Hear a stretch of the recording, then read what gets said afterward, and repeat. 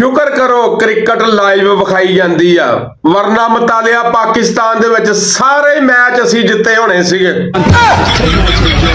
ओ भाई मारो मुझे मारो मारो। इस गल नूं सदका समझ के अगे शेयर करना वा। अज तो कई महीने पहले लंदन दे उत्तों इनकलाब चलिया सी ते अजकल लाहौर दे तंदूरां दे धक्के खा रहा वा।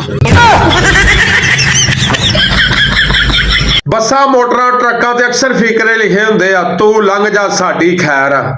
जलने वाले का मुंह काला, नसीब अपना अपना अनसीब अपना अपना। तो गल याद आ गई आ, पेट्रोल पंपां ते चाचे नूं गालां पैण डईआं वा, तंदूरां ते भतीजी नूं।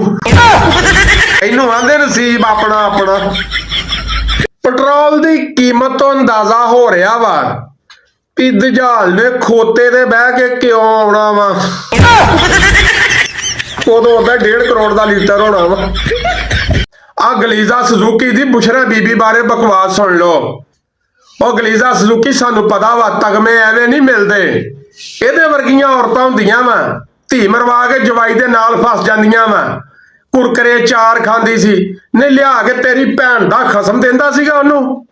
ਉਹ ਮਲਤਾਨ ਦੀ टीचर है, सानू पता वा तू उत्थे जिस तरह तेन उत्थे स्कूल चो कढ़िया ते इत्थे तेरियां आण के मौजां लग गई है। आ साडी ज़बान ना खलवा, इंसान दी बच्ची बन। पटवारियो इनू आंदे आ सज्जी विखा के खब्बी मारना। असी तुसी सारे जलसियां दे चक्करां च पै, रैलियां दे चक्करां च पै, इलेक्शन दे चक्करां च पै रहे कि जनाब 21 तरीक नूं ज़िमनी इंतखाबात होने आ। कोई कुछ ते कोई कुछ बोल रहा सीगा। गौरमेंट सरकार ने पिछों चुप करके बैंकां दे कोलों 650 अरब रुपये का कर्जा लै लिया। हाय ओए मैं सदके जावां सोनियो, सारे डिग्गियां थोड़ियां थोड़ियां उच्चियां कर लो क्योंकि भुगतना सब नूं पैना वा, भावें कोई यूथिया, भावें कोई पटवारी ते भावें कोई जियाला वा। पटवारियां ते नामवर सहाफियां दे मुताबिक पाकिस्तान तरक्की कर रहा वा ते नामवर सहाफी नजम सेठी साहब फरमा रहे कि IMF ने पाकिस्तान की मशीयत नूं, पाकिस्तान की रैंकिंग नूं अफगानिस्तान, यमन, सोमालिया, शाम, इराक दे विच शामिल करके पाकिस्तान दा बेड़ा गर्क कर दिता वा। सरकार पिछले एतवार दे विच भी जो मुल्क ग्रे लिस्ट दे विच गया सीगा उदों भी मुस्लिम लीग नून की हुकूमत सीगी।